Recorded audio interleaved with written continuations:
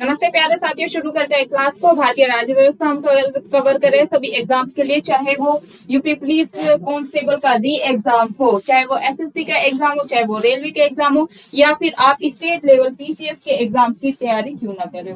सभी एग्जाम में आपकी पूरी पूरी क्लास हेल्प करेगी, तो सभी को क्लास में अंत तक जुड़े रहना है।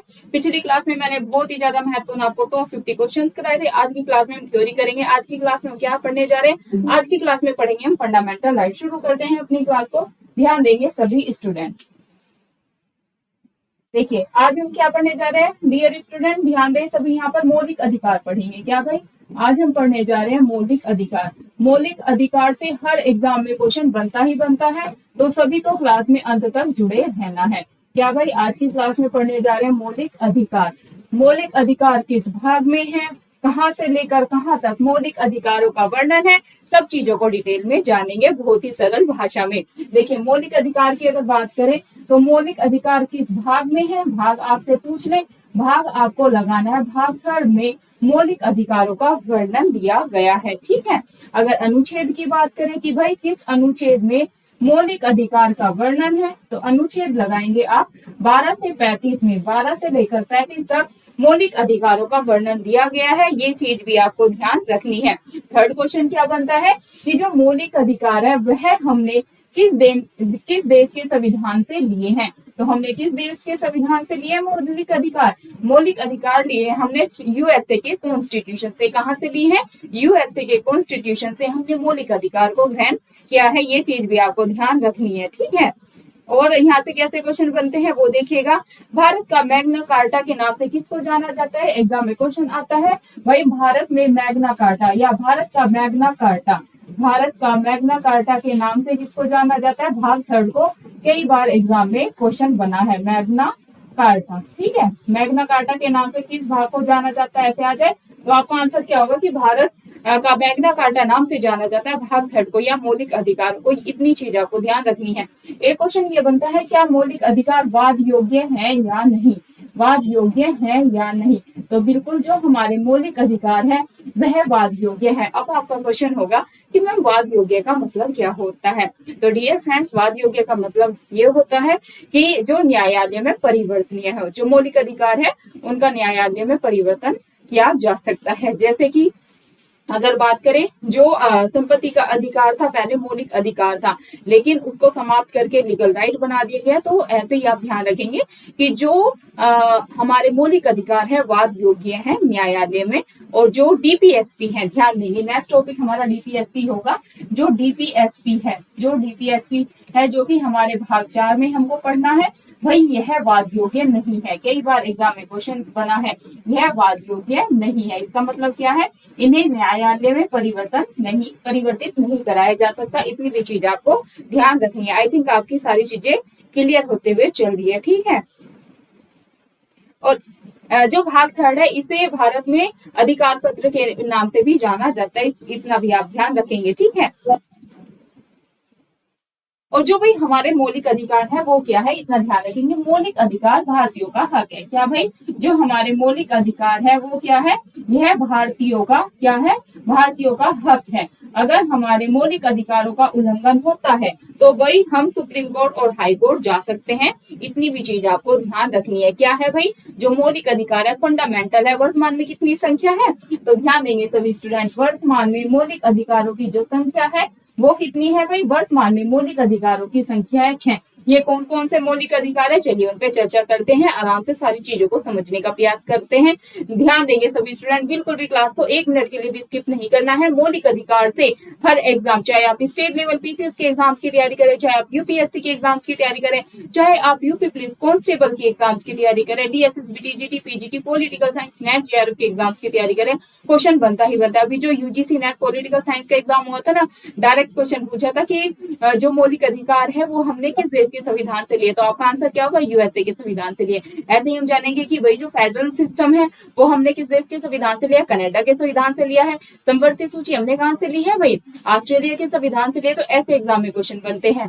ठीक है, चलिए अब हम जानते हैं मौलिक अधिकार जो है वर्तमान में संख्या कितनी है, 6। लेकिन पहले मौलिक अधिकारों की संख्या कितनी थी, एक बार मैं वो भी आपको बता देती हूँ। पहले अगर बात करें कि मौलिक अधिकारों की संख्या कितनी थी, सारी चीजों को प्लीज आप नोट करते हुए चलेंगे। मौलिक अधिकारों की पहले संख्या कितनी थी, मौलिक अधिकारों की पहले संख्या थी 7 डियर फ्रेंड्स। लेकिन ध्यान देंगे सभी, 7वां जो मौलिक अधिकार था संपत्ति का अधिकार। ठीक है, संपत्ति के अधिकार को समाप्त कर दिया गया था। ठीक है, संपत्ति के अधिकार को समाप्त कर दिया गया था। संपत्ति का अधिकार किस आर्टिकल में था भाई, आर्टिकल 31 में था। ये भी आपको ध्यान रखना है। देखिए आर्टिकल 31 में था संपत्ति का अधिकार, इसको एंड करके अब इसको क्या बना दिया गया है, अब इसको कानूनी अधिकार बना दिया गया है। कई बार एग्जाम में क्वेश्चन बना है, कानूनी या विधिक अधिकार है अब क्या भाई, संपत्ति का अधिकार। ठीक है, पूछ लेते हैं कि जो संपत्ति का अधिकार है वो अब कैसा अधिकार है, तो आप सभी का आंसर क्या होगा कि भाई जो संपत्ति का अधिकार है अब वो विधिक या फिर कानूनी अधिकार है। और किस आर्टिकल में इसका वर्णन है, संपत्ति के अधिकार को कौन से आर्टिकल में ऐड कर दिया गया, 300 का आप याद रखेंगे, 300 का। ठीक है, अगर भाग पूछ ले संपत्ति के अधिकार का वर्णन किस भाग में है, तो भाग भी याद कर लेंगे डियर फ्रेंड्स, कई बार एग्जाम में आया है, भाग 12। और किस संविधान संशोधन के तहत संपत्ति के अधिकार को समाप्त कर दिया गया था, ये क्वेश्चन कई बार एग्जाम में बना है, तो ध्यान देंगे। संपत्ति के अधिकार को 44वें, सभी स्टूडेंट प्लीज नोट करेंगे साथ साथ चीजों को, 44वें संविधान संशोधन, 44वें संविधान संशोधन, 44वें संविधान संशोधन, 44वें संविधान संशोधन 1978 के द्वारा संपत्ति के अधिकार का एंड कर दिया गया था। इतनी भी चीज आपको ध्यान रखनी है, मतलब एंड करके और मौलिक अधिकार की श्रेणी से हटाकर इसको लीगल राइट बना दिया गया था। कौन से आर्टिकल के तहत, 300 का। कई बार एग्जाम में बना है, भूल नहीं जाना, 300 का आएगा या 300 आएगा, ए है ना। और पूछ लेंगे जो संपत्ति का अधिकार है कैसा अधिकार है, कानूनी अधिकार है, विधिक अधिकार है, मौलिक अधिकार है, ऐसे आएगा तो कानूनी और विधिक अधिकार है। ठीक है, इतनी चीज आपको ध्यान रखनी है। कौन से संविधान संशोधन के तहत संपत्ति के अधिकार को हटा दिया गया था मौलिक अधिकार की श्रेणी से, तो भाई कंफ्यूज नहीं हो जाना। देखिए दो संविधान संशोधन में आप कंफ्यूज होंगे, एक तो 42वें संविधान संशोधन में और एक आप कंफ्यूज होंगे 44वें संविधान संशोधन में। तो आपको ध्यान रखना है 44वें संविधान संशोधन 1978 के तहत संपत्ति के अधिकार को मौलिक अधिकार की श्रेणी से हटाकर कानूनी अधिकार बना दिया गया था। इतनी चीज आपको ध्यान रखनी है। चलिए अब हम फटाफट से 6 अपने मौलिक अधिकारों को जान लेते हैं। देखिए पहले संख्या कितनी थी, 7, और वर्तमान में कितनी है, ये भी एग्जाम में क्वेश्चन बनता है। तो वर्तमान में 6 मौलिक अधिकार है। अब एक एक मौलिक अधिकार को हम जानने का प्रयास करते हैं, ध्यान देंगे सभी स्टूडेंट। ठीक है भाई, मौलिक अधिकारों की संख्या बता दी है, मौलिक अधिकारों की संख्या कितनी है, 6 है। ठीक है, प्यार से समझेंगे सारी चीजों को सरल भाषा में। मौलिक अधिकार जिन्हें हम मूल अधिकार के नाम से भी जानते हैं, और अंग्रेजी में क्या कहते हैं भाई, अंग्रेजी में कहते हैं फंडामेंटल राइट। ठीक है, फंडामेंटल राइट। मौलिक अधिकारों की संख्या कितनी है, 6 है। अब हम जानते हैं 6 हमारे मौलिक अधिकार कौन कौन से हैं। एकदम शांतिपूर्वक सुनते हुए चलना है भाई, हड़बड़ी नहीं मचानी है, और ये नहीं बोलना कि हम जल्दी जल्दी कराओ। जब देखिए समझाता है ना कोई टीचर, भाई अब मुझे लिखने में भी टाइम लगेगा, लेकिन मैं साथ साथ आपको बताते हुए चलूंगी कि कहाँ कहाँ से एग्जाम में क्वेश्चन आए हैं। ये क्लास 1 से 1.5 घंटे की होगी, लेकिन किसी को भी क्लास छोड़ के नहीं जाना है। इस क्लास से आपको 2 से 3 प्रश्न एग्जाम में 100% देखने को मिलेंगे। देख लो, अब 1 से 2 3 प्रश्न का, 1 से 2 नहीं 3 से 4 प्रश्न का सवाल है।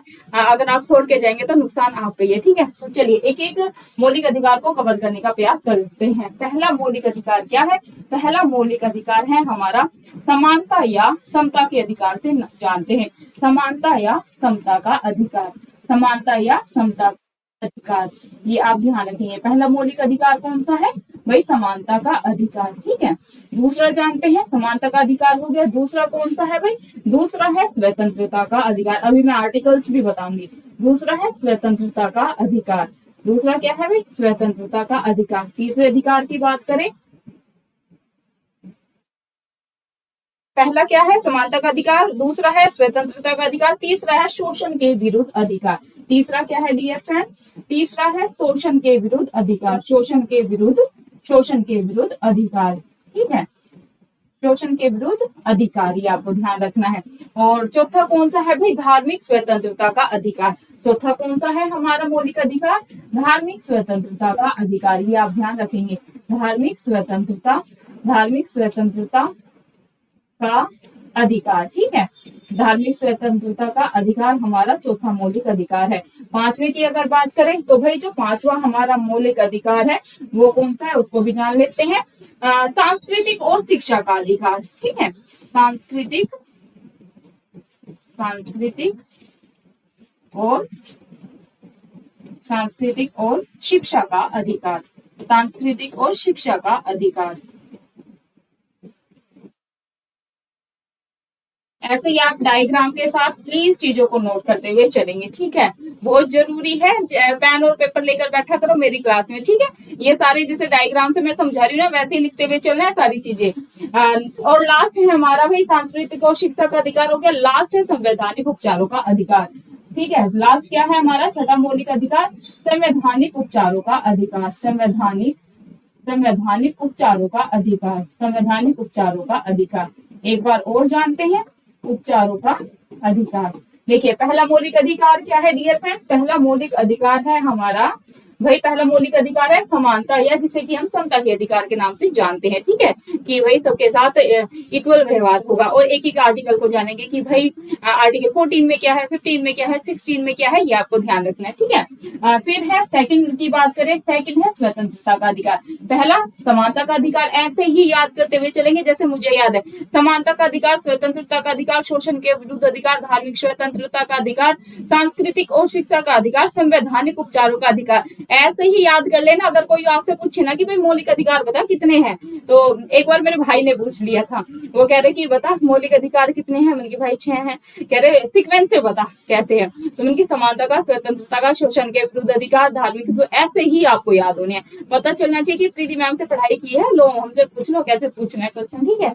चलिए थर्ड हम जानते हैं शोषण के विरुद्ध अधिकार, फोर्थ क्या है भाई, धार्मिक स्वतंत्रता का अधिकार, और फिफ्थ नंबर पे आएंगे तो सांस्कृतिक और शिक्षा का अधिकार, और सिक्स्थ नंबर पे है संवैधानिक उपचारों का अधिकार। अब हम आर्टिकल्स को जानते हैं कि भाई जो समानता का अधिकार है इसका वर्णन कौन से आर्टिकल से लेके कौन से में है, तो ध्यान देंगे सभी स्टूडेंट, भाई 12 से लेकर 14 से लेकर 18। देखिए 12 में क्या है ना, आर्टिकल 12 में स्टेट की डेफिनेशन दी गई है, बस इतना ही है, ठीक है। आर्टिकल 14 से कहां से लेकर कहां तक वर्णन ना मौलिक अधिकारों का, 12 से 35 है ना, लेकिन जो समानता का अधिकार है वो कहां से स्टार्ट होता है, 14 से लेकर 18 तक समानता के अधिकार का वर्णन दिया गया है। अब स्वतंत्रता के अधिकार के बारे में जानते हैं, तो भाई 19 से लेकर 22, क्या भाई स्वतंत्रता के अधिकार की बात करें तो आर्टिकल 19 से लेकर 22 तक स्वतंत्रता के अधिकार का वर्णन दिया गया है, इतनी चीज आपको ध्यान रखनी है। अब जानते हैं शोषण के विरुद्ध अधिकार। शोषण के विरुद्ध जो अधिकार है वो आर्टिकल 23 से लेकर 24 तक है।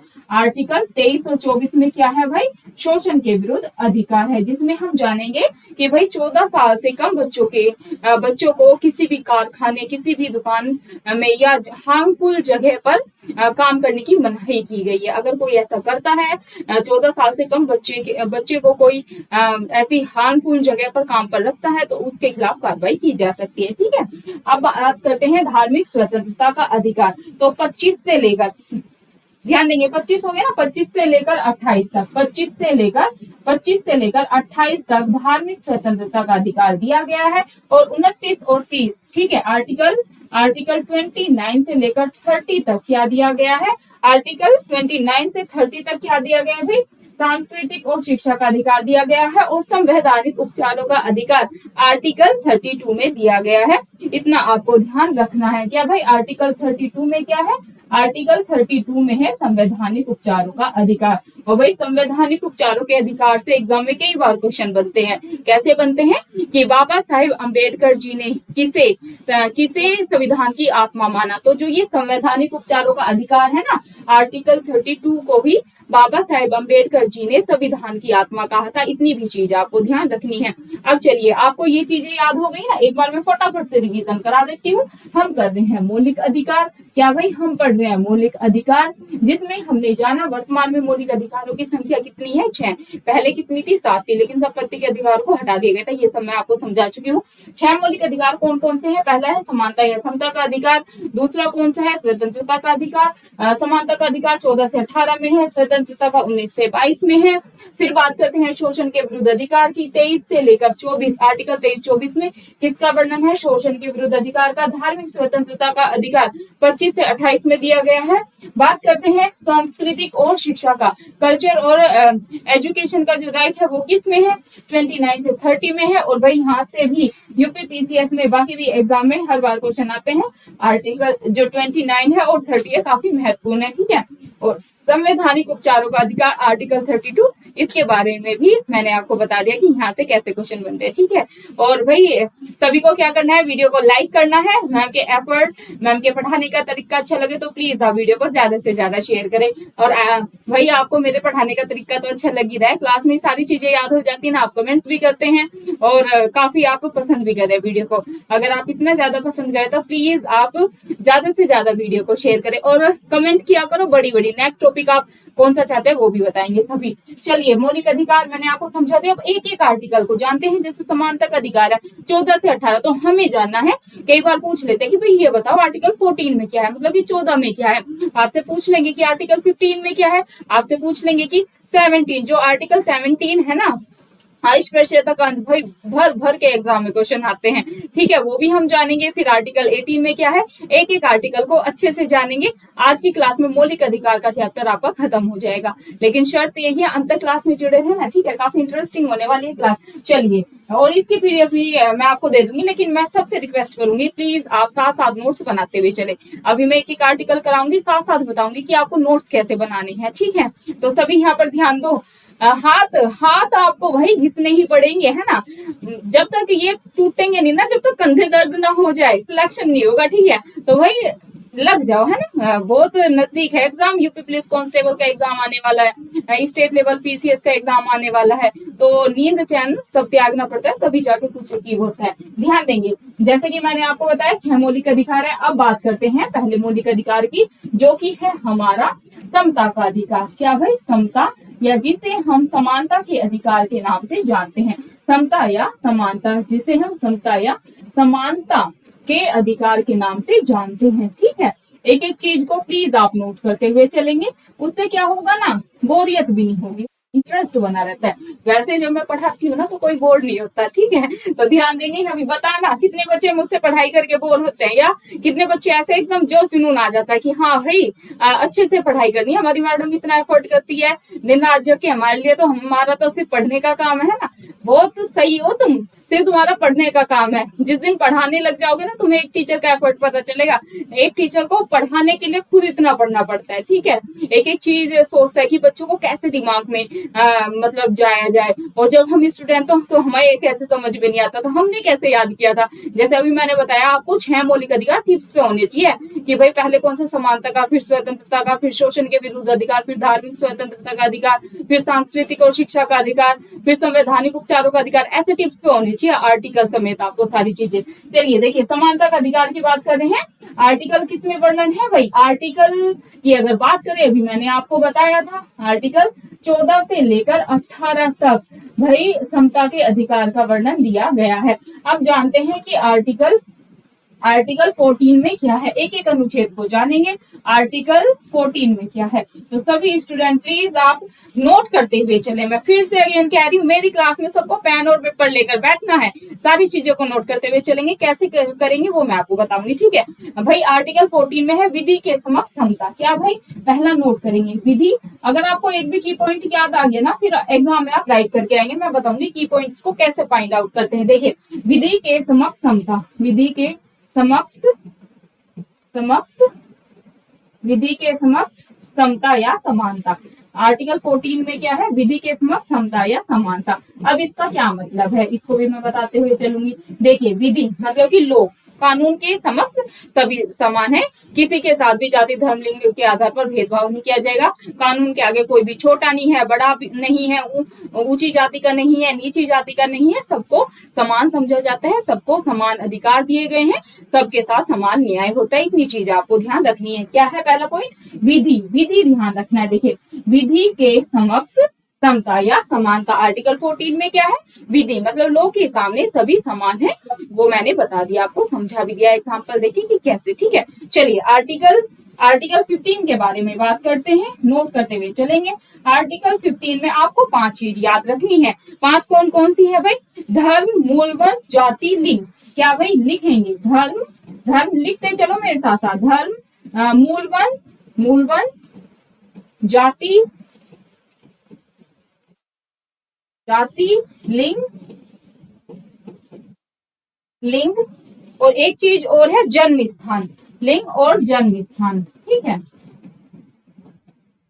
5 चीज नोट करेंगे। देखिए बहुत इजी है, धर्म के आधार पर, मूल वंश के आधार पर, जाति, जाति के आधार पर कि तो जनरल है, तू एससी है, तू एसटी है, तू ये है, इसके आधार पर, ठीक है। लिंग की मेल फीमेल ट्रांसजेंडर, ठीक है। जन्म स्थान, किसी का जन्म भारत में हुआ है, किसी का जन्म हिमाचल प्रदेश में, मतलब भारत में ही हिमाचल प्रदेश में हुआ है, उत्तराखंड में हुआ है, बिहार में हुआ है। कुछ लोग ऐसे कहते हैं ना बिहारी है, ऐसे है ना, कुछ लोग कहते हैं उत्तर प्रदेश के हैं, हरियाणवी, मतलब कुछ लोगों को ऐसे ट्रीट किया जाता है ना कि ये तो ये है। तो ऐसे किसी भी, ध्यान देंगे, धर्म मतलब हिंदू मुस्लिम सिख ईसाई, मूल वंश, जाति, कास्ट का मैंने बता दिया है ना, जाति, लिंग, जन्म स्थान के आधार पर किसी के साथ भी विभेद नहीं किया जाएगा। जन्म स्थान आदि के, आदि, आदि के आधार पर, आधार पर विभेद, आदि के आधार पर विभेद का निषेध है, मतलब किसी के साथ भी आप भेदभाव नहीं कर सकते हैं, भेदभाव निषेध। ये आपको नोट कर लेना है, कई बार एग्जाम में पूछा जाता है। कितने प्रकार, कितने टाइप, ये ध्यान रखेंगे, धर्म, मूल वंश, जाति, लिंग, जन्म स्थान के आधार पर किसी के साथ भी भेदभाव नहीं किया जाएगा, ठीक है। ये आपको ध्यान रखना है। 2 आर्टिकल आपके याद हो गए, आर्टिकल 14 याद रखे, विधि के समक्ष मतलब कि लोग के समक्ष सभी समान है। याद होते हुए चल रहा है ना, आपको क्लास में याद कर लेना है, और अगर एक बार भी याद ना हो तो यूट्यूब पर वीडियो रहेगी, आपको दोबारा क्लास को देखना है, दोबारा 100% याद हो जाएगा। 15 में क्या है, धर्म, मूल वंश, जाति, लिंग, जन्म स्थान के आधार पर किसी के साथ भी भेदभाव नहीं किया जाएगा। नेक्स्ट देखिएगा, आर्टिकल हमने 14 कर लिया, 15 कर लिया, 16 पर आते हैं। आर्टिकल 16 लोक नियोजन से रिलेटेड है। क्या भाई, लोक नियोजन से रिलेटेड है। लोक नियोजन,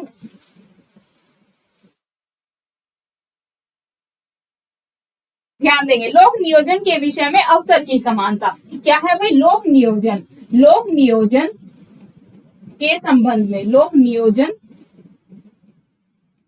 लोक नियोजन के संबंध में, संबंध में अवसर की समानता, अवसर की, अवसर की समानता, इतना आपको ध्यान रखना है। इसका क्या मतलब है कि लोक नियोजन का मतलब है कामकाज, ठीक है। कामकाज के संबंध में सभी को समान अवसर दिए जाएंगे, किसी के साथ भी किसी प्रकार का कोई भेदभाव नहीं होगा, ठीक है। चलिए आर्टिकल 17 पर आ जाते हैं, जो कि काफी महत्वपूर्ण है। भाई 3 स्टार लगा ले, UP triple SC PAT, UP police constable, SSC के जो एग्जाम होते हैं, भाई यहाँ से क्वेश्चन बनता ही बनता है। आर्टिकल 17 जो है, 17 जो है बहुत ज्यादा महत्वपूर्ण है। क्या है इसमें, इसको तो हम ब्लैक से लिखेंगे, ठीक है। आर्टिकल 17 में क्या है, अस्पृश्यता, अस्पृश्यता, अस्पृश्यता के अंत की बात की गई है। अभी इसका मतलब क्या है, अस्पृश्यता के अंत की बात, अस्पृश्यता के अंत की बात की गई है। याद कैसे करेंगे, अस्पृश्यता मतलब छुआछूत, किसी के साथ भी, जैसे आप गांव में देखेंगे, एग्जांपल के साथ समझाती हूँ। जैसे मैं यूपी बागपत से बिलोंग करती हूँ, है ना, जो मेरी जन्मभूमि है वो आपने सुना नहीं होगा, कैडवा, ठीक है। मैं कैडवा से बिलोंग करती हूँ, तो वहां पर जैसे हमारा गुजरों का गांव है, ठीक है, और जहाँ पर बागपत में मेरी स्टडी वगैरह हुई, तो भाई वो है चौहानों का गांव। तो वहां पर ना बहुत ही ज्यादा डिस्क्रिमिनेशन होता है, छुआछूत बहुत ज्यादा। और आपने देखा होगा, ना सिर्फ सिर्फ यूपीएससी, बिहार ले लो, सॉरी यूपीएससी याद आ रहा है, ना सिर्फ यूपी बल्कि बिहार आप गए होंगे कभी, अगर आपका हरियाणा में जाना होता होगा, राजस्थान में जाना होता, तो मैं वैसे किसी स्टेट को वैसे नहीं करी, लेकिन मोस्टली आपने देखा होगा। और कोई ऐसी सुनी सुनाई बातें नहीं है कि बस अखबार में पढ़ लिया और हो गया, जैसे अखबार में देखते रहते हैं कि भाई एससी का कोई बारात जा रही थी, घोड़ी पर बैठा और उसके साथ ये कर दिया वो कर दिया, है ना। आप भी आए दिन ये खबर पढ़ते हो, या किसी ऐसी लड़की ने टॉप कर दिया तो उसके साथ वो ऐसी खबरें आप आए दिन अखबार में पढ़ते रहते हैं। लेकिन मैं प्रत्यक्ष प्रमाण पर ही बिलीव करती हूँ, और इसलिए मुझे काफी पसंद है बाहर जाना, घूमना और देखना चीजों को, हर स्टेट को घूमना कि भाई वहाँ का जो इन्वायरमेंट है वो कैसा है, वहाँ पर डिस्क्रिमिनेशन है या नहीं, छूआछूत है या नहीं। मुझे पर्सनली बहुत अच्छा लगता है देखिए, मतलब देख के अच्छा लगना इन द सेंस कि जानना चीजों के बारे में, वहाँ के कल्चर को जानना, ना सिर्फ छुआछूत से रिलेटेड बात करें, वैसे भी कल्चर को जानना, वहाँ की संस्कृति को जानना, वहाँ के लोगों को जानना, वहाँ की महिलाओं से बात करना कि कैसी उनकी स्थिति है और क्या उनके साथ अत्याचार हो रहा है या नहीं, वो अपने घर में खुश है या नहीं, या उनके साथ जब कुछ ऐसा होता है तो वो हिम्मत कर पाती हैं बोलने की या नहीं। तो ऐसी चीजें मुझे काफी अच्छी लगती है, तो एग्जाम्पल के थ्रू समझाने का प्रयास करूंगी। जैसे अपना ही एग्जाम्पल लेते हैं, हमारा जो टाउन है, तो जब वहां हमने देखा है 7th तक पढ़ाई मैंने अपने यूपी बागपत से ही की है, तो अलग से ऐसे जैसे एससी कम्युनिटी है ना, तो मतलब उधर साइड रोड के पार चौहान रहते हैं, हमारे इस साइड एससी रहेंगे, ऐसे ऐसे मतलब है कि वो मोहल्ला उनका है, वो मोहल्ला उनका है, और काफी डिस्क्रिमिनेशन उनके साथ किया जाता है।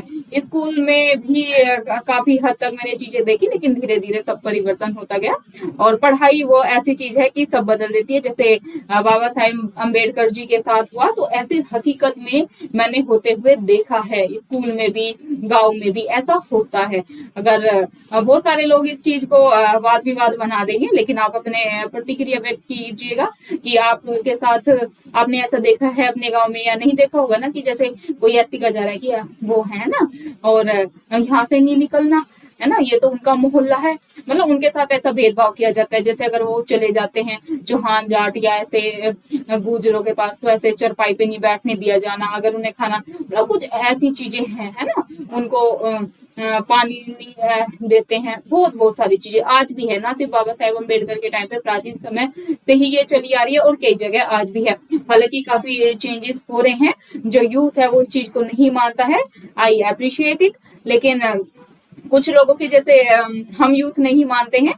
कॉलेज में काफी हमारा जो ग्रुप था, तो वो भी इस चीज में बिलीव नहीं करता था, बाकी भी लोग नहीं करते थे, वो कह रहे हैं मतलब ही नहीं है हमें। इवन हमारे जितने फ्रेंड्स हैं, एक इंसिडेंट बताती, तो हमें आपस में नहीं पता था कौन किस कास्ट से बिलोंग करता है, कौन क्या है, नहीं, लास्ट तक भी हमें ये नहीं पता था कि जो मेरी बेस्ट फ्रेंड है ललिता सुरेखा की, वो किस कास्ट से है, मैं किस कास्ट से हूँ, या ललिता किस कास्ट से है, और भी हमारे फ्रेंड्स थे, हमें पता ही नहीं था। हमें मतलब था कि यार हमें नहीं जानना, हम खुश हैं और क्या ही करना है, जातिवाद कुछ नहीं है ना। तो हमें तो बिलीव ही नहीं है। आज भी जब मैं कहीं जाती तो काफी लोग पूछते हैं कि मैम आप जाट हो, ये हो, मैंने कि क्या लेना, I am citizen of India, मैं भारतीय नागरिक हूँ, बस इससे ज्यादा कुछ नहीं है। तो मुझे पर्सनली भी नहीं बताना पसंद, क्या करना है, मेरे नाम से मेरी पहचान है, मैं जैसे इंसान हूँ आप उससे पहचान कीजिए, मैं जाट हूँ, गुज्जर हूँ, जो भी हूँ, आपको क्या ही मतलब है ना।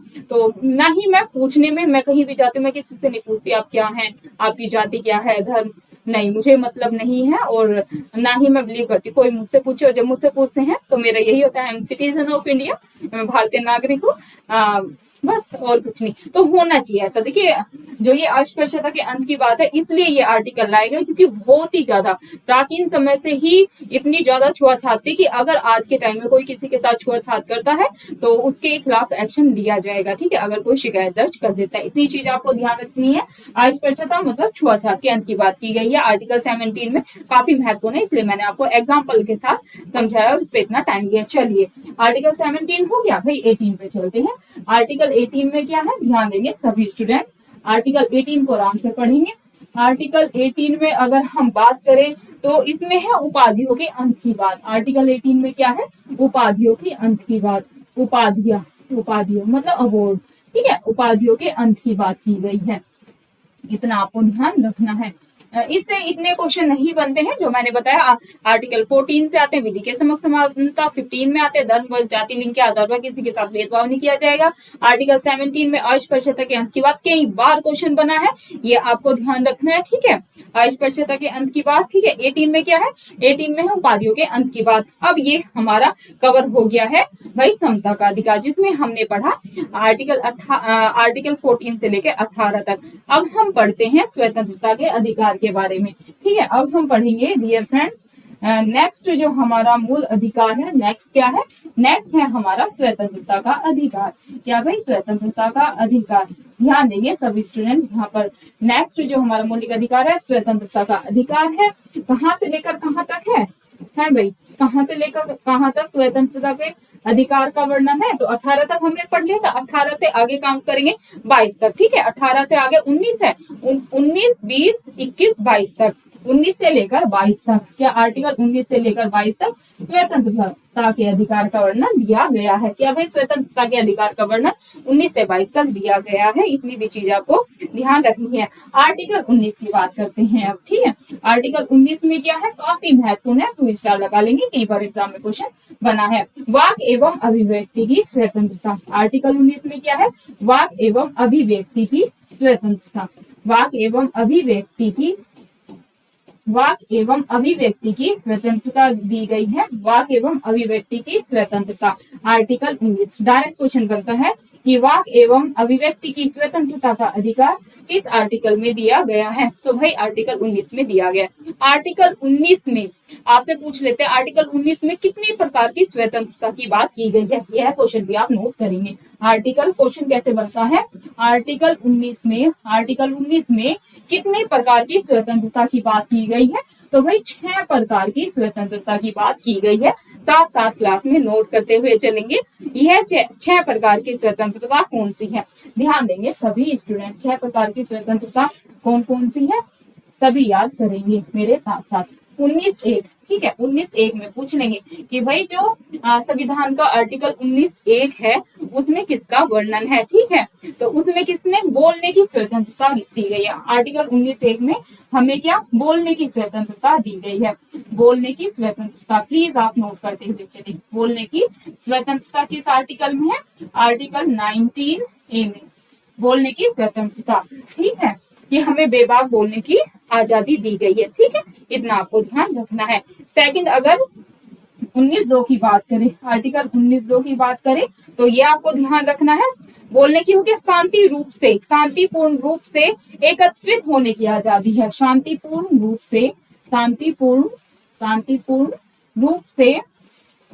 से एकत्र होने की आजादी हमें दी गई है। एकत्र की आजादी, ये आपको ध्यान रखना है। जैसे कि 15 अगस्त होता है, 26 जनवरी होती है, ठीक है। तो लाल किले पे तिरंगा फहराया जाता है ना, तो वहां पर सब शांतिपूर्ण तरीके से इकट्ठा होते हैं। लेकिन बिना हथियारों के, ये भी आपको ध्यान रखना है, बिना हथियारों के शांतिपूर्ण तरीके से इकट्ठा होने की हमें आजादी दी गई है। आर्टिकल किसमें, 19(2) में। यह भी हमें स्वतंत्रता है। आर्टिकल 19 थर्ड आप याद कर लेंगे, ठीक है। 19 जो आजादी है वो सभा और समूह बनाने की, ठीक है। सभा लिखेंगे, सभा प्लस समूह, ऐसे ही नोट्स बनाते हुए चलेंगे।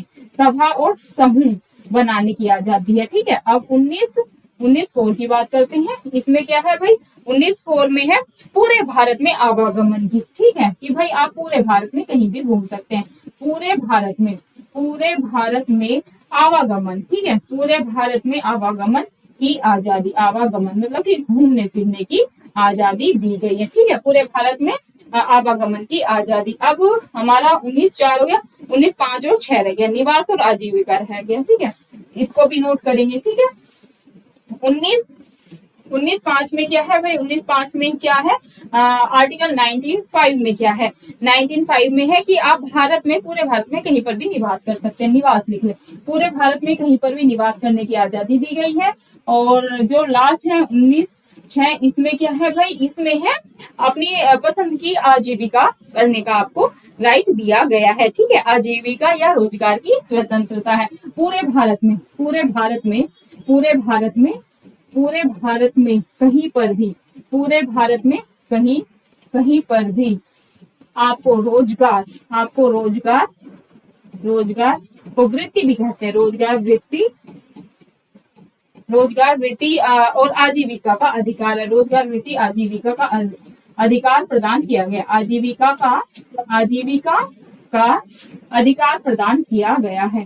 ठीक है, ये नहीं कि भाई जो उत्तर प्रदेश का है वो दिल्ली में आके रोजगार प्राप्त नहीं कर सकता, रोजगार प्राप्त करने का अधिकार है। ध्यान देंगे, इसका मतलब क्या है, पूरे भारत में, पूरे ऑल ओवर इंडिया, मतलब कि 28 स्टेट और 8 यूटी में आप कहीं पर भी रोजगार कर सकते हैं, आपको यह आजादी दी गई है। जैसे कि फॉर एग्जाम्पल, अगर आप बिहार में रह रहे हैं तो आप दिल्ली में आके रोजगार कर सकते हैं, अगर आप उत्तर प्रदेश से तो आप दिल्ली में आके रोजगार कर सकते हैं, आप मध्य प्रदेश में जाके रोजगार कर सकते हैं। ऐसा नहीं है कि भाई उत्तर प्रदेश वाले उत्तर प्रदेश में रोजगार प्राप्त कर सकते हैं, उन्हें दिल्ली में आने की परमिशन नहीं है, ऐसा नहीं है। ठीक है, ऐसे एग्जाम्पल से याद कर लेंगे। ये हो गया हमारा, हमने क्या जाना, स्वतंत्रता के अधिकार में हमने पहला जाना कि जिसमें हमने भाई वाक एवं अभिव्यक्ति की स्वतंत्रता, बाकी जो 6 स्वतंत्रताएं दी गई है उनके बारे में भी जाना।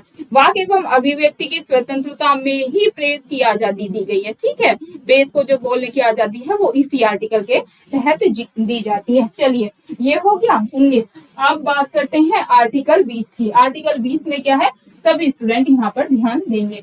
आर्टिकल 20 को भी जान लेते हैं भाई।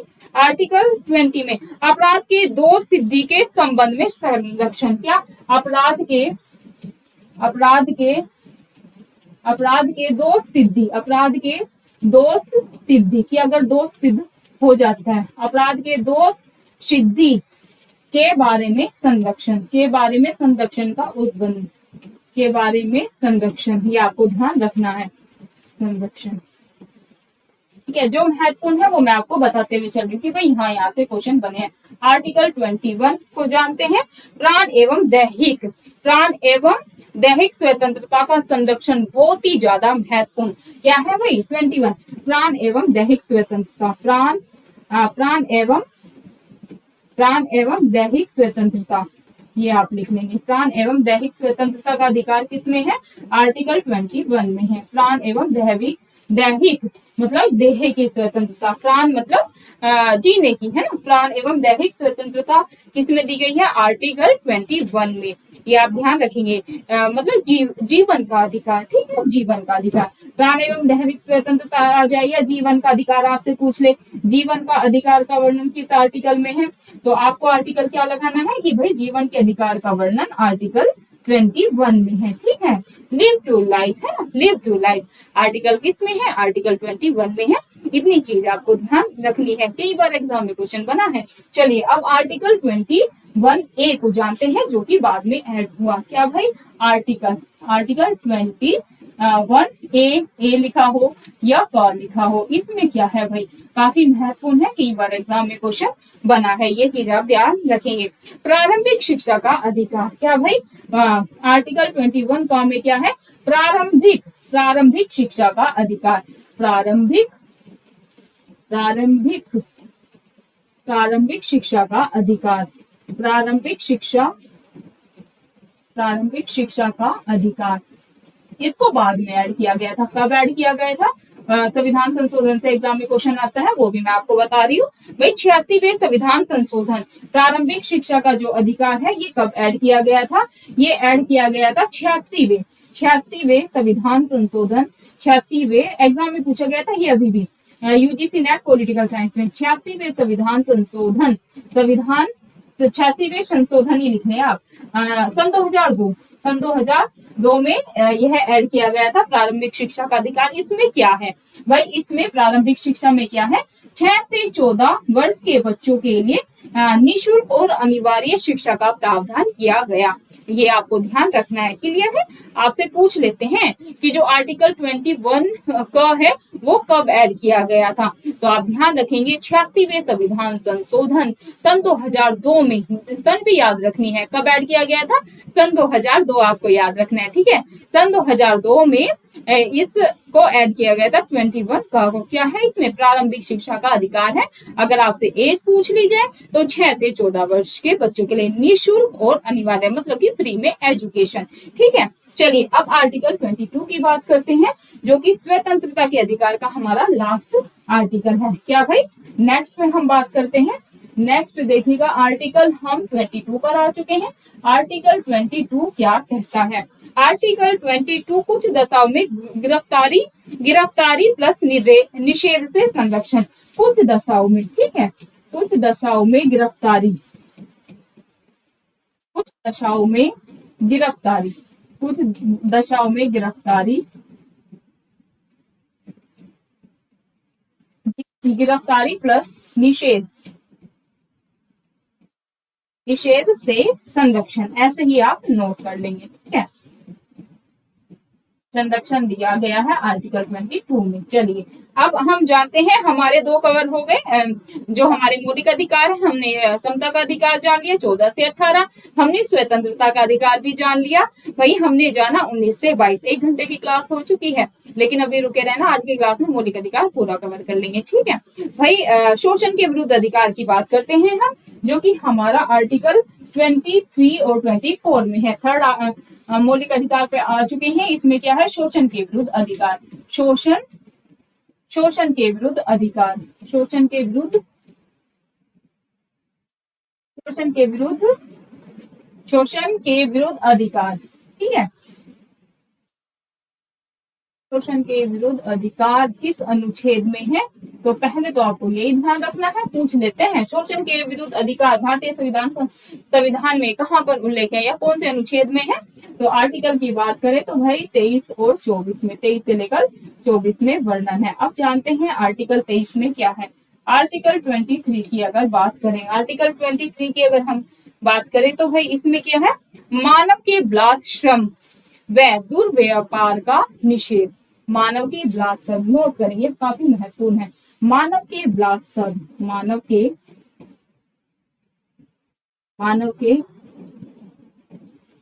बलात्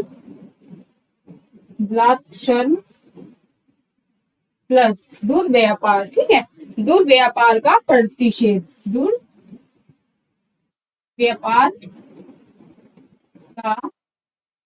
दुर्व्यापार का प्रतिषेध आप याद रखेंगे, दुर्व्यापार का प्रतिषेध, ठीक है। ये आपको ऐसे ही नोट कर लेना है कि देखिए सिंपल सा है, मानव के बलात् श्रम, ठीक है, और प्लस दुर्व्यापार की आप ना किसी इंसान का व्यापार नहीं कर सकते, ये राइट नहीं दिया गया, ठीक है। मानव के बलात् श्रम और दुर्व्यापार का प्रतिषेध, मतलब कि इस पर रोक लगाई गई है। आर्टिकल 24 को हम जानते हैं, काफी महत्वपूर्ण है ये भी। आर्टिकल 24 नोट करेंगे सभी स्टूडेंट। आर्टिकल 24 काफी इंटरेस्टिंग है, और भाई इंटरेस्टिंग इसलिए है क्योंकि एग्जाम में आता है। जो भी क्वेश्चन एग्जाम में आते हैं तो भाई वो हमारे लिए इंटरेस्टिंग हो जाते हैं। इसमें क्या है? कारखानों आदि में बालकों के नियोजन का प्रतिषेध। वही जो मैं पहले बता चुकी हूँ कि कारखाने या ऐसी हार्मफुल जगह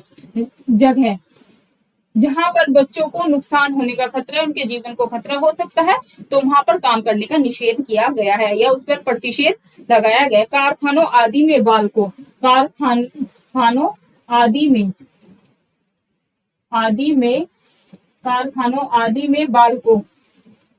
के नियोजन, कारखानों आदि में बालकों के नियोजन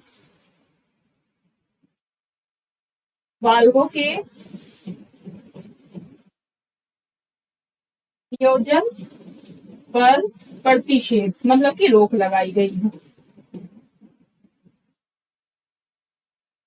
प्रतिषेध, ठीक है। कि 14 वर्ष से कम बच्चों को, ठीक है, कारखाने 14 वर्ष से कम बच्चों को आप किसी भी कारखाने या किसी भी हार्मफुल जगह पर काम पे नहीं लगा सकते। अगर कोई ऐसा करता है तो आपके खिलाफ सजा का प्रावधान किया गया है। 14 वर्ष से कम आयु के बच्चे, इतनी चीज आपको ध्यान रखनी है, ठीक है।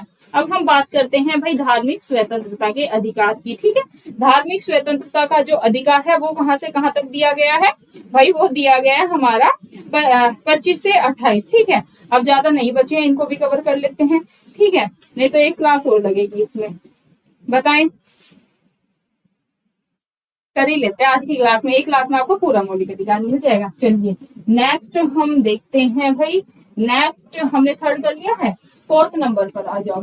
फोर्थ नंबर पे क्या है, धार्मिक स्वतंत्रता का अधिकार। क्या भाई, फोर्थ पर है धार्मिक, धार्मिक, धार्मिक स्वतंत्रता, धार्मिक स्वतंत्रता का अधिकार 25 से लेकर 28।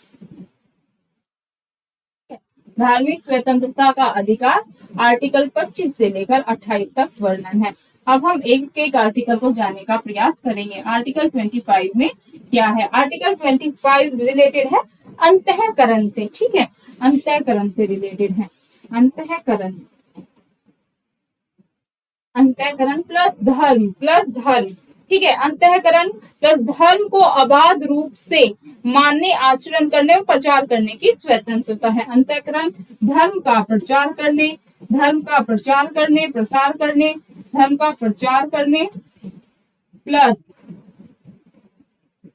प्रसार करने, प्रचार प्रसार याद रखिए, प्रसार करने और अपने धर्म को मानने, आचरण करने की स्वतंत्रता, प्रसार करने, आचरण करने, मानने, ठीक है, आचरण अभी मैं समझाऊंगी इसको, आचरण करने प्लस मानने की आजादी, प्लस मानने की आजादी। अब आप इसको याद कैसे करेंगे, देखिए आर्टिकल जो 25 है ना, वो किससे रिलेटेड है, हमने पहले ही जाना, धार्मिक स्वतंत्रता का अधिकार है तो धर्म से रिलेटेड होगा, अंतःकरण की प्लस अपने धर्म को, जैसे अगर हम हिंदू हैं तो भाई हमें अपने धर्म को प्रचार करने की, प्रसार करने की, उसका आचरण करने की, जैसे हम पूजा पाठ शिव को मानते हैं या अपने अकॉर्डिंग हमें पूजा पाठ करने का अधिकार है, जैसे मुस्लिम है उन्हें नमाज पढ़ने का अधिकार है, तो ऐसे ही आपको याद रखना है। आर्टिकल 25 में है अपने धर्म का प्रचार करने की, उनका प्रसार करने की, आचरण करने की आजादी दी गई है, बस सिंपल सा है, ये आपको ध्यान रखना है। आर्टिकल 25 कर चुके हैं, आर्टिकल 26 देखेंगे। आर्टिकल 26 में क्या है, सभी स्टूडेंट ध्यान देंगे। आर्टिकल 26 पर हम आ चुके हैं, धार्मिक कार्यों के प्रबंधन की, क्या भाई, धार्मिक कार्यों के प्रबंधन की आजादी है, धार्मिक कार्यों के, धार्मिक कार्यों के, धार्मिक कार्यों के प्रबंधन की, धार्मिक कार्यों के प्रबंधन की आजादी दी गई है, धार्मिक कार्यों के प्रबंधन की आजादी दी गई है, आजादी या स्वतंत्रता, ये आप ध्यान रखेंगे। आर्टिकल 27 पर आ जाते हैं। आर्टिकल जो 27 है वो क्या है, आर्टिकल 27 पे फोकस करेंगे। आर्टिकल 27 हम जानते हैं कि इसमें क्या है, किसी विशेष धर्म को, किसी विशेष धर्म को संपोषित करने, किसी विशेष धर्म को, किसी विशेष धर्म को संपोषित करने, किसी विशेष धर्म को, किसी विशेष धर्म को संपोषित करने, किसी विशेष धर्म को संपोषित करने, किसी विशेष धर्म को संपोषित करने, ऐसे ही याद रखेंगे आप, किसी विशेष धर्म को संपोषित करने वाले करों के संदाय, करों के संदाय, टैक्स से रिलेटेड है, धर्म और टैक्स याद करेंगे, करों के संदाय, संदाय मतलब कि टैक्स इकट्ठा करने की आ जाती है, संदाय के बारे में स्वतंत्रता है, सिंपल से याद रखेंगे। किसी विशेष धर्म को संपोषित करने के लिए करों का जो, देखिए जैसे हम अगर बात करें, जैसे पंजाबी होते हैं, ठीक है, जो गुरुद्वारे होते हैं, तो टैक्स अगर इकट्ठा कर रहे हैं ना, तो ये वाली बात है, कर से रिलेटेड है, करों को इकट्ठा करने की आजादी है धर्म के आधार पर, तो जिसको जैसे करना वो वैसे कर सकते हैं, इसमें कोई रोक टोक नहीं है, सिंपल सा आपको ये याद रखना है। 27 हो चुका है। आर्टिकल 28 की बात करते हैं। आर्टिकल 28 में क्या है भाई, ध्यान देंगे सभी स्टूडेंट, कुछ शिक्षा, क्या भाई, कुछ शिक्षा संस्थाओं में धार्मिक, धार्मिक शिक्षा या धार्मिक उपासना में उपस्थित होने के बारे में, सिंपल सा है कि कुछ शिक्षा मतलब अपने धर्म से रिलेटेड शिक्षा देने का अधिकार है, क्या, कुछ शिक्षा संस्थाओं में, कुछ शिक्षा संस्थाओं में, कुछ शिक्षा, शिक्षा संस्थाओं में, कुछ शिक्षा संस्थाओं, कुछ शिक्षा संस्थाओं में धार्मिक, धार्मिक अपने धर्म से रिलेटेड, जैसे मुस्लिम है तो वो बच्चों को उर्दू पढ़ाने की शिक्षा या देते हैं ना, तो अपने धर्म से रिलेटेड जो शिक्षा वो प्रदान कर सकते हैं, सिंपल सा ये है। या धार्मिक उपासना का आजादी है, धार्मिक शिक्षा संस्थाओं में धार्मिक शिक्षा या धार्मिक उपासना की आजादी दी गई है, ऐसे याद, धार्मिक उपासना शिक्षा। और समझा दिया मैंने, जैसे कि भाई मुस्लिम है उनके लिए उर्दू थोड़ी महत्वपूर्ण होती है, थोड़ी नहीं बहुत ज्यादा महत्वपूर्ण होती है, तो वो अपने धर्म की शिक्षा दे सकते हैं। ऐसा किस आर्टिकल में है, ऐसा 28 आर्टिकल में है, ठीक है। चलिए अब हमारा ये कंप्लीट हो गया है। सांस्कृतिक व शिक्षा के अधिकार पर आ जाते हैं, जो कि हमारा 5 नंबर का हमारा मौलिक अधिकार है। क्या भाई, धार्मिक सांस्कृतिक और शिक्षा का अधिकार जानते हैं। धार्मिक स्वतंत्रता का हो गया, सांस्कृतिक शिक्षा के अधिकार को जानते हैं। सांस्कृतिक शिक्षा का अधिकार, सांस्कृतिक शिक्षा का अधिकार, ये काफी महत्वपूर्ण है, नोट करेंगे सभी स्टूडेंट। पीसीएस में कई बार, और बाकी यूपी पीसीएस वगैरह के एग्जाम हो गया, और यूपी पुलिस कांस्टेबल के एग्जाम में भी पूछा गया है। धार्मिक शिक्षा का, सांस्कृतिक और शिक्षा का अधिकार किस आर्टिकल में है, 29 और 30 में है। आर्टिकल 29 में क्या है इसको जानते हैं। आर्टिकल 29 में क्या है, एक एक चीज को नोट करते हुए चलेंगे। अल्पसंख्यक वर्ग के हितों का संरक्षण, डायरेक्ट क्वेश्चन बनता है कि अल्पसंख्यक के हितों का वर्णन किस आर्टिकल में दिया गया है। अल्पसंख्यकों के हितों का वर्णन, अल्पसंख्यकों के हितों का, अल्पसंख्यकों के हितों का संरक्षण, हितों का संरक्षण मतलब कि उनकी भलाई से रिलेटेड, ठीक है। अल्पसंख्यक से रिलेटेड जो हमारा आर्टिकल है वह कौन सा है, आर्टिकल 29 है। जो अल्पसंख्यक है उनके हितों का संरक्षण किस में दिया गया है, आर्टिकल 29 में दिया गया है। इतनी चीज आपको ध्यान रखनी है, पीसीएस में क्वेश्चन आया था ये। चलिए आर्टिकल 30 के बारे में भी जान लेते हैं, और फिर हमारा लास्ट बचेगा आर्टिकल 32।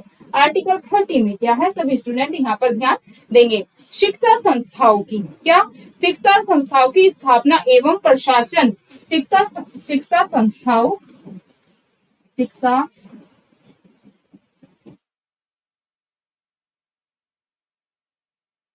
संस्थाओं की स्थापना, शिक्षा संस्थाओं की स्थापना, शिक्षा संस्थाओं की स्थापना प्लस प्रशासन करने का, शिक्षा संस्थाओं की स्थापना प्लस प्रशासन करने का अल्पसंख्यकों का अधिकार, प्रशासन करने का अल्पसंख्यकों का अधिकार दिया गया है आर्टिकल का अधिकार, आर्टिकल 30 में, ठीक है। अब ये आप याद कैसे करेंगे, ठीक दिख रहा है ना आपको। देखिए अल्पसंख्यकों के हितों का संरक्षण आ जाए, हितों का संरक्षण आ जाए तो आर्टिकल क्या लगाओगे, आर्टिकल 29 लगाओगे। लेकिन एजुकेशन से रिलेटेड आ जाए कि भाई शिक्षा संस्थाओं की स्थापना प्लस प्रशासन करने का अधिकार कौन से आर्टिकल में दिया गया है, आर्टिकल 30 में दिया गया। इतनी चीज आपको ध्यान रखनी है। चलिए आज का जो हमारा लास्ट आर्टिकल बचा है उस पर चलते हैं। आर्टिकल 6 की बात कर लेते हैं। आर्टिकल 6 में क्या है, संवैधानिक मौलिक अधिकार 6 में क्या है, ठीक है। आर्टिकल पढ़ाते हुए आर्टिकल रहता है माइंड में। मौलिक अधिकार 6 में क्या है, तो भाई इसमें है संवैधानिक उपचारों का अधिकार। क्या भाई, संवैधानिक उपचारों का अधिकार, संवैधानिक उपचारों का अधिकार, संवैधानिक उपचारों का अधिकार किसमें दिया गया है, आर्टिकल 32 में दिया गया है। काफी महत्वपूर्ण है। बाबा साहेब अम्बेडकर जी ने किसे संविधान की आत्मा कहा, नोट करिए। बाबा साहेब अम्बेडकर जी ने किसे संविधान की आत्मा कहा, बाबा साहेब अम्बेडकर जी ने आर्टिकल 32 को संविधान की आत्मा कहा था। ये आपको ध्यान रखना है, एग्जाम में कई बार क्वेश्चन बना है, संविधान की आत्मा कहा था, ठीक है। इतना आपको ध्यान रखना है। तो ऐसे क्वेश्चन आएगा, अभी मैं आपको समझाऊंगी। अगर देखिए बाबा साहेब अम्बेडकर जी का नाम दिया है कि बाबा साहेब अम्बेडकर जी ने किसे संविधान की आत्मा कहा, तो आपका आंसर होगा आर्टिकल 32 को। या पूछ ले कि भाई प्रस्तावना को कहा था मौलिक अधिकार, क्योंकि आर्टिकल 32 मौलिक अधिकार में आता है ना। क्वेश्चन की लैंग्वेज घुमा देते तो आपको लैंग्वेज ही पकड़नी है कि भाई मौलिक अधिकार को कहा जाता है, हम तो सीधा सा लगा देंगे। आर्टिकल पूछ ले तो आर्टिकल 32 लगाना है। लेकिन सेकंड तरीके से अगर बाबा साहेब अम्बेडकर जी का नाम नहीं दिया और आपसे पूछ लिया जाए कि भाई संविधान की आत्मा किसे कहा जाता है, तो आपका आंसर प्रस्तावना ही होगा। इतना भी आपको ध्यान रखना है, कंफ्यूज नहीं हो जाना, ठीक है। अब हमारे भाई 6 के 6 मौलिक अधिकार कंप्लीट हो गए। इसमें आपको ध्यान रखना है, देखिए अगर आपके इन 6 मौलिक अधिकारों का उल्लंघन होता है तो आपके पास ये पावर है, संविधान ने आपको यह पावर दी है कि आप सर्वोच्च न्यायालय और उच्च न्यायालय में जा सकते हैं, ठीक है। किस आर्टिकल के तहत? आर्टिकल 32 के तहत आप उच्चतम न्यायालय में जा सकते हैं अगर आपके मौलिक अधिकारों का उल्लंघन होता है। तो आर्टिकल जो 32 है वह आपको मौलिक अधिकारों से रिलेटेड संरक्षण प्रदान करता है आपके मौलिक अधिकारों का उल्लंघन होने पर। इतनी चीज भी आपको नोट करनी है। और आर्टिकल जो 226 है, 226 भी याद रखेंगे, इसके तहत आप हाई कोर्ट जा सकते हैं अगर आपके मौलिक अधिकारों का उल्लंघन होता है। तो दोनों ही सुप्रीम कोर्ट और हाई कोर्ट को यह पावर दी गई है कि अगर किसी भी नागरिक के मौलिक अधिकारों का उल्लंघन होता है तो आपको सुप्रीम कोर्ट और हाई कोर्ट के तहत पूरा संरक्षण प्रदान किया जाएगा। तो डियर फ्रेंड्स, यह थी आज की हमारी मौलिक अधिकार की क्लास। आई होप आपको 6 के 6 मौलिक अधिकार अच्छे से याद हो गए होंगे। अगर आपको एक बार क्लास को देखकर चीजें याद नहीं होती, क्योंकि डियर मौलिक अधिकार आई नो ऐसा टॉपिक है कि आप जितनी भी बार पढ़ ले आप भूल ही जाएंगे कुछ समय के बाद। लेकिन आपको क्या करना है, आपके पास यूट्यूब पर क्लास रहेगी, आपको 2 से 3 बार क्लास को देखना है और प्लीज आप साथ साथ नोट्स बनाते हुए चले। नोट्स कैसे बनाएंगे? जैसे कि मैंने तरीका बताया था आपको, मौलिक अधिकार लिख ले डायग्राम में गोल सर्कल में, फिर लिखे कि भाग किस में है, भाग 3 में है। अगर बात करें अनुच्छेद की तो 12 से लेकर 35 तक मौलिक अधिकारों का वर्णन दिया गया है। भाई भारत का मैग्ना कार्टा नाम से भी जाना जाता है और नागरिकों को प्रदान किया गया है, नागरिकों का हक है मौलिक अधिकार कि भाई अगर हमारे मौलिक अधिकार का उल्लंघन हो गया ना तो हम सुप्रीम कोर्ट और हाई कोर्ट जा सकते हैं। लाइक एग्जाम्पल के थ्रू, अगर आप किसी की जाति पर या जाति के आधार पर किसी से गाली गलौज करते हैं कि तू तो ये है, तू तो ये है, या उसकी कास्ट पर टिप्पणी करते हैं तो वो भी सुप्रीम कोर्ट हाई कोर्ट जा सकता है, आपको सजा होगी अगर आप किसी के लिए ऐसे शब्दों का प्रयोग करते हैं, ठीक है। तो ये एग्जाम्पल देके मैंने आपको समझाया। फिर आपको मौलिक अधिकार पहले कितने थे? 7 थे, अभी वर्तमान में कितने हैं? 6। जो 7वां मौलिक अधिकार था संपत्ति का अधिकार, आर्टिकल 31, उसको समाप्त करके अब कैसा राइट बना दिया गया है? लीगल राइट बना दिया गया है। किस अनुच्छेद के तहत बना दिया गया है? 300 क के तहत। और भाग अगर आपसे पूछ ले कि संपत्ति के अधिकार का वर्णन किस भाग में है, भाग 12 में वर्णन है। इतना भी आपको ध्यान रखना है। देन अगर हम बात करें कि भाई और कैसे क्वेश्चन बनते हैं कि समता का अधिकार किसमें है, या विधि के समक्ष समानता का अधिकार कौन से आर्टिकल में? आर्टिकल 14 लगा देंगे। आपसे पूछ ले धर्म, वंश, जाति, लिंग के आधार पर किसी के साथ भेदभाव नहीं होगा, ऐसा किस आर्टिकल में? आर्टिकल 14, 15, 16, 17। तो आपका आंसर क्या होगा कि बायोडम ने समझाया था एग्जाम्पल के थ्रू, ये तो 15 में है। 16 की बात करें लोक नियोजन से रिलेटेड है, 17 की बात करें तो अस्पृश्यता के अंत की बात है। मैंने बहुत ही अच्छे तरीके से आपको एग्जाम्पल देके समझाया। तो ऐसे चीजें आपको याद करनी है। देखिए मैंने पूरी अच्छे से आपको थ्योरी समझा दी है। आई थिंक आपको क्लास पढ़ के काफी अच्छा लगेगा और आज के बाद आपको दोबारा मौलिक अधिकार पढ़ने की आवश्यकता नहीं होगी। आप सभी को फीडबैक जरूर देना है, आपको क्लास कैसी लगी। नेक्स्ट क्लास में मैं आपको इससे रिलेटेड जितने भी ऑब्जेक्टिव बनते हैं या प्रीवियस ईयर में स्टेट लेवल पीसीएस में पूछे गए हैं, यूपी पीसीएस कांस्टेबल में पूछे गए हैं, UP PCS sorry UGC net political science में पूछे गए, अभी भी क्वेश्चन आया था, मैंने आपको बताया ही था। देन और जो ये DSSP, TGT, PGT political science के एग्जाम्स होते हैं वहां पर भी देखें मौलिक अधिकार ना। डियर फ्रेंड्स, ऐसा टॉपिक है भाई, इंडियन पॉलिटी से मौलिक अधिकार से हर एग्जाम में क्वेश्चन बनता ही बनता है। अब मैं किस किस एग्जाम के नाम लूं तो आप कोई भी गवर्नमेंट जॉब की एग्जाम्स की तैयारी कर रहे हैं तो मौलिक अधिकार आप मेरी क्लास से तैयार कर सकते हैं। आपको क्लास कैसी लगी, सभी को ऑफलाइन फीडबैक जरूर देना है, ज्यादा से ज्यादा कमेंट किया करो, मैं सब बच्चों के कमेंट्स पढ़ती हूँ। अगली क्लास में हम इससे रिलेटेड एग्जाम्स में कैसे क्वेश्चन बने हैं वो मतलब सारे ऑब्जेक्टिव लगवाऊंगी। अगर आप पहले, मैं यही कहती हूँ, मैंने आपको थ्योरी करनी है, मैंने आप थ्योरी समझा दी, अब इससे रिलेटेड जितने भी क्वेश्चन मैं पूछूंगी ना, फटाफट से आंसर देंगे कि मैम इसका तो ये है, इसका तो ये है। तो ऑब्जेक्टिव लगाने का तभी फायदा है जब आपकी थ्योरी क्लियर हो। तो मेरा पढ़ाने का तरीका देखिए यही है, थोड़ा विस्तार से पढ़ाती हूँ, सहजता से पढ़ाती हूँ, लेकिन ऐसे पढ़ाती हूँ कि बच्चों को ना सारे क्वेश्चन बन जाए, बच्चों का एक भी ऑब्जेक्टिव गलत ना हो। तो आप देखिएगा, अगर आप पहले आपको ये क्लास करनी है, कल की क्लास में हम मौलिक अधिकार से रिलेटेड ऑब्जेक्टिव बनाएंगे, सभी को फीडबैक जरूर देना है। धन्यवाद, मिलते हैं आपको कल की क्लास में। जय हिंद, जय भारत।